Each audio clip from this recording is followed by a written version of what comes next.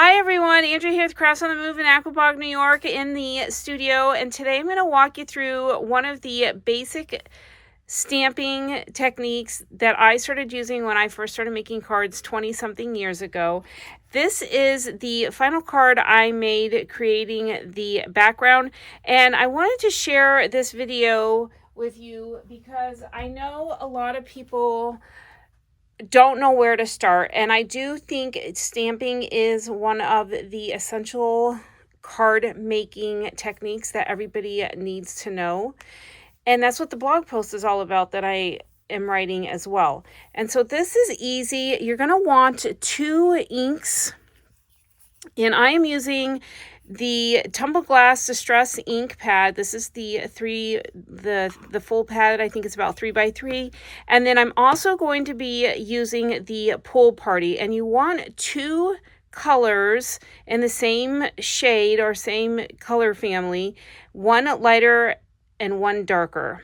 And what I'm going to do is I'm going to do some direct ink pad to paper coloring. I'm just going to take my ink pad and drag it across my card panel, and this is just a plain white card panel with some hammer mill cardstock. I'm just lightly dragging the ink pad across from left to right. You can do top to bottom, depends on what you want. And then you'll see I kind of just will go in some areas where the ink is a little lighter and fill in the ink. I'm going to turn it around so I can get the other side. And for this side, I'm going to use a tissue or a paper towel. You can use a scratch piece of paper and just hold it down. And the reason being, for this ink and this paper, the ink sits on the surface a little bit. And so what will happen is sometimes you'll get fingerprints. And every once in a while, depending on how heavy or how wet that paper or the ink is on your paper, sometimes you'll pull ink actually off with your paper, but this trick works really well. So I'm just gonna let that sit, and that's it. Super easy. It's a nice basic pattern. It's not even a pattern, it's just a background. And then next I'm going to take a stamp.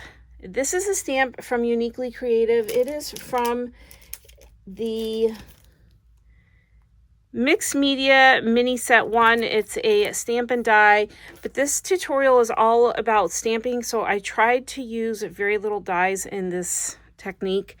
The next thing I'm going to do is I'm going to take the Pool Party from Hero Arts. This is a reactive ink. These inks stamp really well. The Distress inks do not stamp that well. They're made mostly for blending and adding color to the background, not for stamping.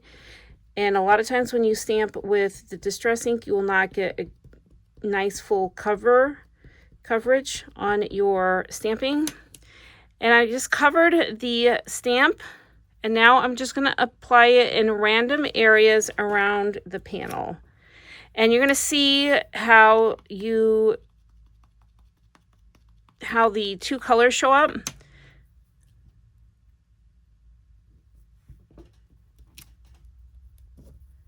And just go around, rotate your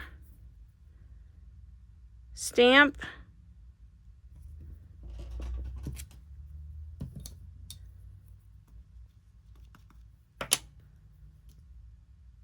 We're going to cut this panel anyway, so it will break up.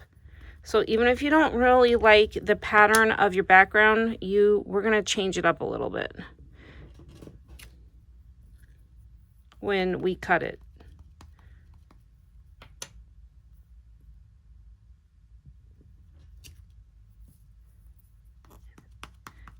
This is really fun to do with stamps that are hollow in the center, because then you can go in with your highlight or a gel pen and add in shapes and stuff to the center. I wish I tried looking for one, but I couldn't find one. I'll go this way here.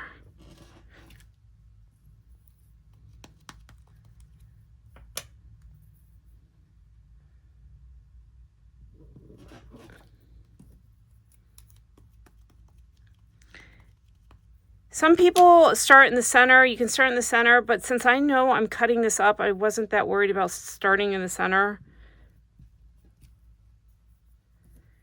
Now, what I'm going to do, I'm going to cut this at an angle on my paper trimmer.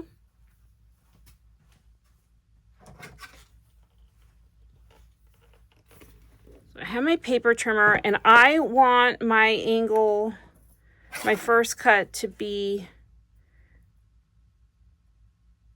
with the point to the left of the card. And so I'm going to bring the point of this side, what I'm considering the left side, to 3, it looks like 3.5. And I'm going to bring the trimmer down, and now I have my 2 pieces. You can actually use this and turn it this way. So you actually can get 2 cards out of one of these panels. Now, what you could do is, I still have a little space here, so I'm going to take my ink and my stamp, and I'm just going to stamp a little bit right there. And there we go. Ooh, that's not good. I don't like that one. Okay. All right, I didn't like that one, so now we're going to use the other half. And I'm just going to stamp like that and fill that gap in. Perfect. Now you can't even tell.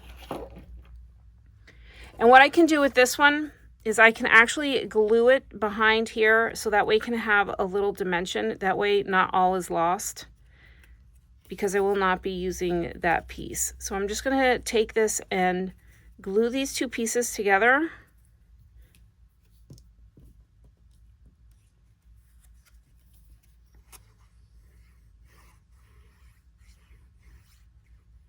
Sometimes you just got to know when to say when. I should have just left it. So glue these 2 pieces together.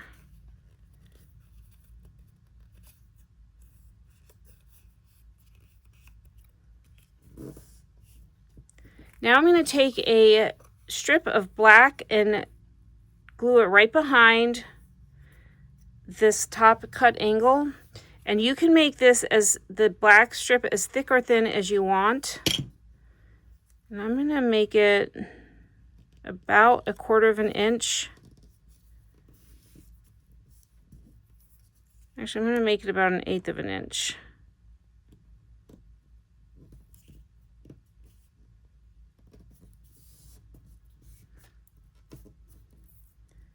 And one important thing is you want to make sure your strip goes beyond the full width of the card at the diagonal. So typically you will need a longer piece than 5.5. And now I'm just going to cut with my scissors. I'm going to cut this flush. I'm going to cut the left of the black paper and right down the, I just cut the right, this is the left. This is going to be the background, so I'm going to take my splatter and splatter this background, and I'm using the Spellbinders Raven splatter effects. This is the old packaging, and I'm just going to splatter around with the splatter brush and the onyx. So the onyx is the same as the Raven, just a different name, and the label's different.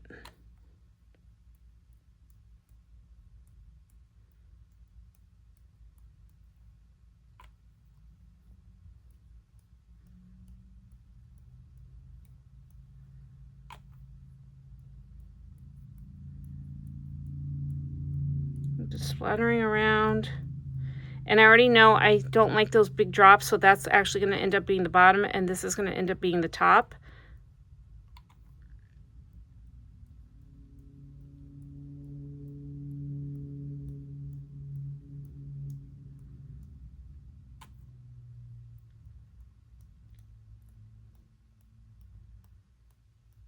And then you're going to set this aside to dry. And you want to clean up your work surface and get all that black splatter picked up. That to dry. Another panel you will want is a black A2 panel. A2 is 4 1/4 by 5 1/2. And I have a foiled sentiment here that was already done. If you have a stamp set, if you're using a stamp set that has a sentiment, it's great if you want to go ahead and use that stamp set. But the the stamp set I had from Uniquely Creative didn't have a sentiment, so I'm going to be using this. So we're going to let that dry. And this is what you should have so far.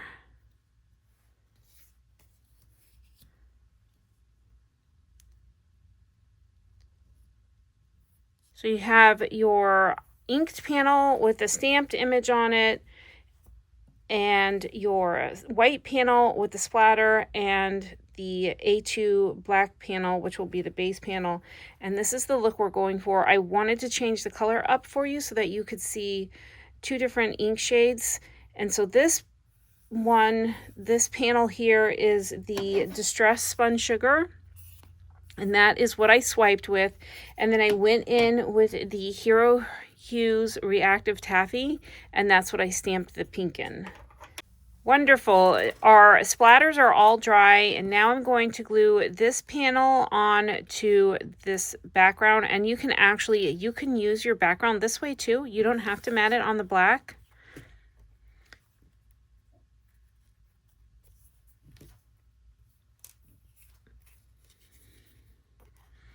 Now I'm gonna cut through 3 sheets of paper, but if you wanted to, you could have trimmed this panel first.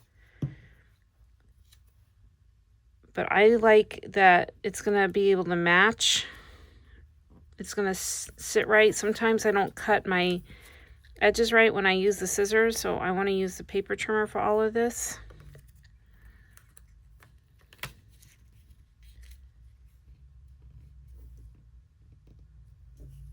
Just get this. There we go. And now I'm going to trim this down so that I have about 1/8 of an inch around all 4 sides. I'm actually going to take 1/8 and 1/16 off. So I'm going to make this 4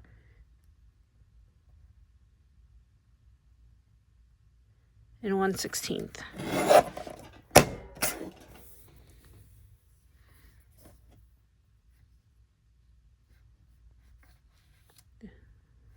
And I'm going to make this 5 and like 3/16 or something. You'll just take 1/8 off and then 1/16 off. And there's your panel. Easy peasy.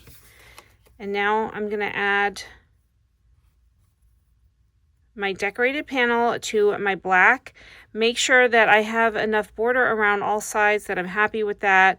If you're not, go ahead and trim a little bit more off of your decorative panel and add the glue.